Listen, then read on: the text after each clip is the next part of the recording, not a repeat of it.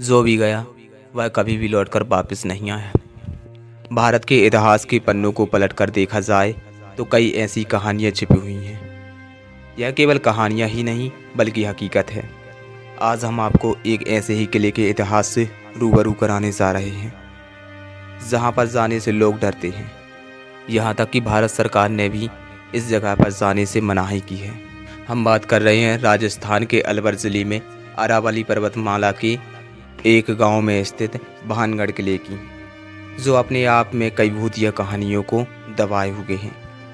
यह किला भारत के सबसे प्रेतबाधित स्थानों में आता है। बताया जाता है कि चारों ओर से घिरा यह किला भूतों का गढ़ माना जाता है।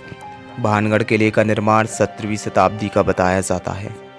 इस किले का निर्माण आमेर के राजा ने अपने छोटे भाई के लिए करवाया था। यह विशाल किला चारों ओर से पहाड़ियों से घिरा हुआ है। सुनसान इलाके में बना यह किला अपनी भूतिया कहानियों के लिए जाना जाता है। कहा जाता है कि सूर्योदय होने से पहले और सूर्यास्त के बाद इस किले में ना तो कोई जाता है और ना ही कोई जाना चाहता है, और जो भी जाता वह कभी लौटकर वापस नहीं आता।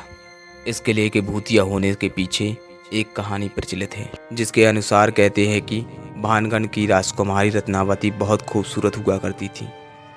उस समय राजकुमारी की खूबसूरती की चर्चा आसपास के राज्यों में भी थी। कई राज्यों से रत्नावती के लिए विवाह के प्रस्ताव आते रहते थे। उसी दौरान वह एक बार किले से अपनी सखियों के साथ बाजार निकलती हैं। बाजार में वह एक इत्र की दुकान पर पहुंची और इत्र को हाथ में लेकर उसकी खुशबू को सूंघ रही थीं।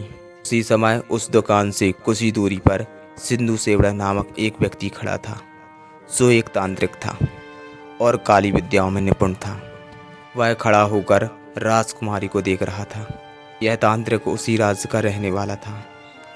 कथित रूप से राजकुमारी के रूप को देखकर तांत्रिक मोहित हो गया था और राजकुमारी को हासिल करना चाहता था, लेकिन राजकुमारी रत्नावती उसे कभी पलट कर नहीं देखा। जिस दुकान से राजकुमारी के लिए इत्र जाता था, उसने उस दुकान में जाकर रत्नावती को भेज जाने वाली इत्र की बोतल पर काला जादू कर उस पर वशीकरण मंत्र का प्रयोग किया था। जब राजकुमारी को इस बात का पता चला तो राजकुमारी ने वह इत्र की बोतल एक बड़े पत्थर पर तोड़ दिया और इत्र पत्थर पर बिखर गया। इत्र में काला जादू होने के कारण वह बड़ा पत्थर तांत्रिक सिंधु सेवड़ा की ओर चल पड़ा और सिंधु सेवड़ा को कुचल डाला, जिससे उसकी मौत हो गई। लेकिन मरने से पहले उस तांत्रिक ने श्राप दिया कि इस किले में रहने वाले सभी लोग जल्द ही मारे जाएंगे और दोबारा जन्म नहीं लेंगे। इसके बाद किले में भूचाल सा आ गया और किले में रहने वाले सभी लोग एक एक करके मारते गए।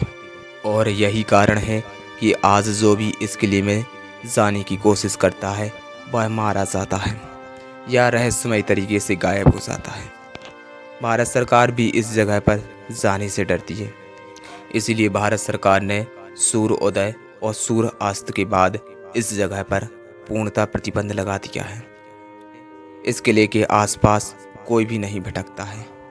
यदि आप सभी को हमारे द्वारा दी गई जानकारी अच्छी लगी हो तो वीडियो को लाइक और चैनल को सब्सक्राइब ज़रूर कर लें और साथ ही बेल आइकन को भी दबा दें, जिससे आप सभी को लेटेस्ट वीडियो की नोटिफिकेशन मिलते रहेंगे। तो चलिए मिलते हैं अपनी अगली वीडियो में। धन्यवाद।